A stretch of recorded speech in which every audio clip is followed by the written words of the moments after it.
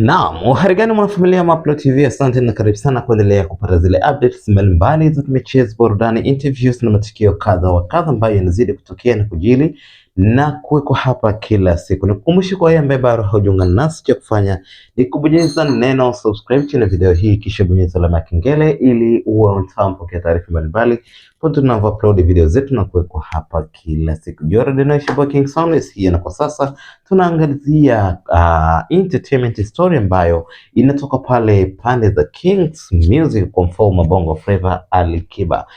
Bwana, kama unafahamu kwamba siku ya juzi msanii wa lebo hiyo Vanilla Music aliweza kuachia track yake mpya ambayo inafanya vizuri sana katika digital platforms mbalimbali kwa hivi sasa, ambayo inafahamika kama Koki. Ni ngoma ambayo amemshirikisha kijana Chinga Ibra kutoka kule katika lebo ya Konde Gang Worldwide ambayo iko chini ya usimamizi wa Harmonize.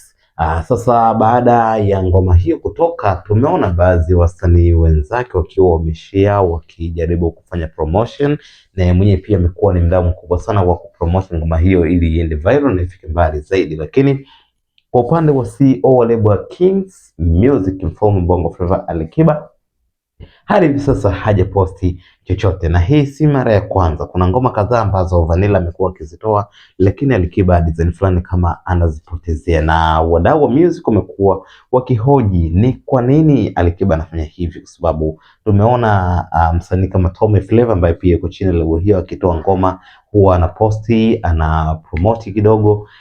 Wasanii wengine kama K-Tuga anaposti na promote mdogo wake Ali Kiba hivi hivyo, lakini kwa Vanilla imekuwa tofauti sana, na tunaona katika videos mbalimbali huwa tunawaona mara nyingi wapo karibu. Vanilla na Ali Kiba wamekuwa ni watu wakiwa karibu sana, hususan katika wakati wa studio session, lakini katika kazi tunashangaa ni kwa nini amekuwa mgumu sana kuposti kazi za Vanilla Music, kwa sababu hata ngoma ambayo alifanya na Roma Mkatoliki pia alikuwa hajaiposti, na hadi hivi leo hii ukipita katika platform zake zote hakuna sehemu ambayo Ali Kiba aliweza kuposti ngoma hiyo. Lakini hivi sasa pia siku mbili sasa inafika tangu ngoma hii mpya iachiwe, lakini pia hajaposti hadi hivi sasa, na hii hatujui ni kwa nini. Inawezekana pengine labda Ali Kiba anakumbuka yale ambayo Baraka the Police alimfanyia, na huenda